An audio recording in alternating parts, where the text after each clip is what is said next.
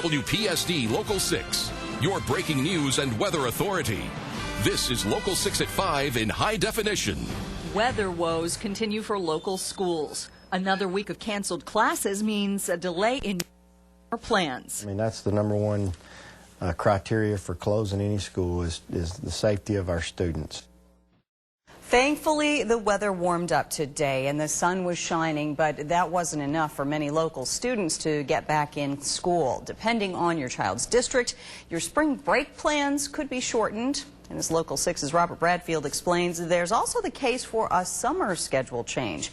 That's tonight's top story. For 14 days so far this school year, the halls of Marshall County High School are empty on what would have been a normal school day. Superintendent Trent Levitt canceled classes all this week because of the ice and snow still lingering outside. I think we're to the point to where the students are even ready to get back. Levitt says the district previously scheduled a teacher in-service for next Monday. Students were supposed to be off, but he switched the in-service to today instead of bringing back students for only one day. Plus, he says the roads are still not in tip-top shape. You don't realize this, but we have 56 buses that are out at, most of them are out at the bus driver's home. Well, trying to get those out from under the snow as well is not the easiest chore. Unlike other local school districts, Levitt says his students won't miss any of their spring break. Livingston County students missed 19 days so far. School will now be in session for 3 days during their spring break. And students in Weakley County, Tennessee have missed 14 days because of the weather. They will now have school on Good Friday and use 2 spring break days to make up for it. Levitt says he hopes he doesn't have to push school back any farther because school will be in session through the last week of May. I think all students like to have maybe 1 or 2 snow days, but I think we've reached our limit. Well, Marshall and the other counties you mentioned are certainly not alone in having to cancel classes. What else did you learn about the schools in our area? Yeah, the numbers really vary from district to district and even state to state. Let's begin here in Kentucky. Graves County so far has missed the most with 18 days. Callaway and McCracken County both at 15 days. Then our neighbors 2 hours north in Illinois, Hardin County has the most right now in southern Illinois at 19 days. And Laura, they're going to have to make up 10 of those. And then in Missouri, specifically Cape Girardeau County, students got to sleep in, maybe some good news for them, for 8 days so far. But again, as a whole, many school districts probably delaying summer. An unusual winter. All right, yeah. Thanks, Robert. The calendar says we only have weeks until the start of spring, but all the ice and snow and cold don't make it feel much like spring. This is a look at the sunrise today in Chicago, where most people had to bundle up for the chilly commute to work. The sun took its toll on the snow cover today in Paducah. This is a look at Noble Park on Park Avenue, where these people got out for a little bit of exercise. Even a few dogs got to spend some time outside. And if you like the weather today, this weekend could be more of a treat. Is that right, Tori? Oh yes, Laura, we could see some warmer temperatures for this weekend, and it's so good to see people out and about, maybe getting a little bit of cabin fever from being snowed in. In fact, we are looking at some filtered sunlight through the Saladino Oaks and Shaft Sky Tracker Network.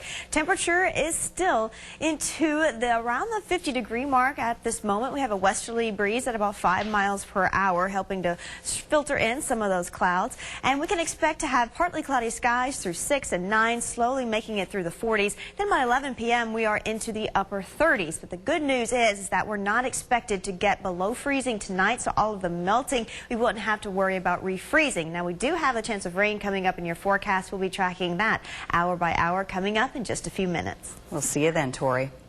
Life in prison. Today, Jamie Taylor learned her fate for the kidnapping and murder of Cassandra Everard. Local 6's Michaela Bruner spent the morning in the McCracken County Circuit Courtroom. Michaela, this has been a 3-year-long case. Will Jamie Taylor be eligible for parole? Jamie must serve 20 years before she's up for parole. As for her daughter, Jasmine, who was Cassandra's childhood best friend, she was sentenced to 18 years in prison for first-degree manslaughter. She must serve 85% of that sentence. Her father, Mark Taylor, is facing the death penalty. It was in December 2010 when 21-year-old Cassandra Everard was found dead in McCracken County. Investigators say Mark, Jamie, and Jasmine Taylor and 4 others lured Everard to their home where they then killed her. The courtroom was packed today as the Everard family sat on the edge of their seats, waiting for the Taylor sentencing. After the sentencing, family and friends gathered as a painful chapter in their life came to a close. Tim Reed was the lead investigator on this case and says thousands of man-hours have gone into this, and he's thankful there's now closure.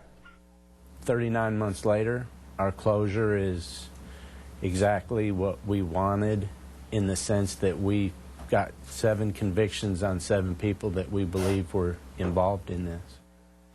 At the time of the murder, Jasmine Taylor had recently been released from a mental health institution. Just a few days earlier, she had been found wandering the streets disoriented. She explained her behavior by telling her parents she had been raped, and Cassandra was behind it. Still to this day, Jasmine's mother, Jamie, believes her daughter told the truth. I don't feel like she should have to pay for what her mother and father did. And we did what we did. We were trying to protect our child and get to the bottom of what happened to her. But it just went sideways, and here we are. Jasmine told a lie about my daughter. My daughter's gone. Jasmine's still standing here. She did do wrong, Jamie. She told a lie, complete lie about my daughter. So she does need to be punished for what she's done. And if she hadn't told that lie, my daughter would be here today. As for Cassandra's mother, Carla, this battle isn't over. She plans to be at every parole board meeting for all of the people convicted for the murder of her daughter. Thank you, Michaela. Tonight at 6 o'clock, Michaela speaks to Cassandra's mother for the first time since the very beginning of this case. Hear her reaction to the outcome. Tough decisions. That is how Defense Secretary Chuck Hagel describes possible spending cuts for the nation's military. Those cuts include slashing the Army to 420,000 soldiers and decommissioning an aircraft carrier. Hagel told lawmakers this week the cuts would compromise the United States' national security and result in an unfulfilled defense strategy. In all, the proposal would cut 20,000 to 30,000 more soldiers than previously planned. The Marine Corps would trim another 7,000 troops.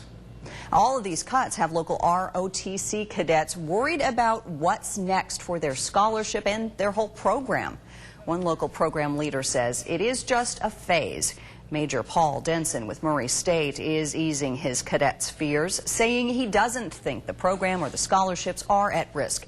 In fact, Denson said all of these changes will only make his cadets that much better. Because what happens is once they raise the requirement the way they have for being competitive, it's going to drive those cadets that really want it, and it's going to make them want it even more.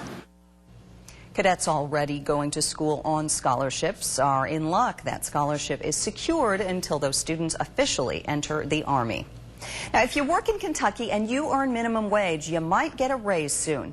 Kentucky's Senate president said senators are working on the same minimum wage bill that passed the House a month ago. That bill gradually raises the state's minimum wage from $7.25 to $10.10 an hour, ending in July 2016. The House-passed measure calls for 95-cent increases in 3 phases until the minimum reaches $10.10. Quick-acting emergency crews are credited with averting disaster at Zeon Chemicals. Company officials report a faulty valve caused a leak at the facility's containment system, but crews did not evacuate workers because they contained it quickly. The chemical did not get into the air.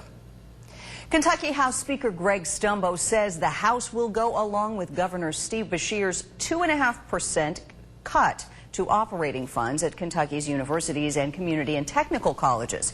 Stumbo said House leaders looked for ways to restore the money, but the funds, quote, just aren't there. It's not all bad news, though. Stumbo says the House plans to move ahead with Beshear's recommendations on capital projects, offering new funding for buildings and for research at the state's colleges and universities. Now is your chance to step up and make a difference for the city of Brookport. City leaders want your help to clean up after the community had that tornado which left behind extensive damage in November.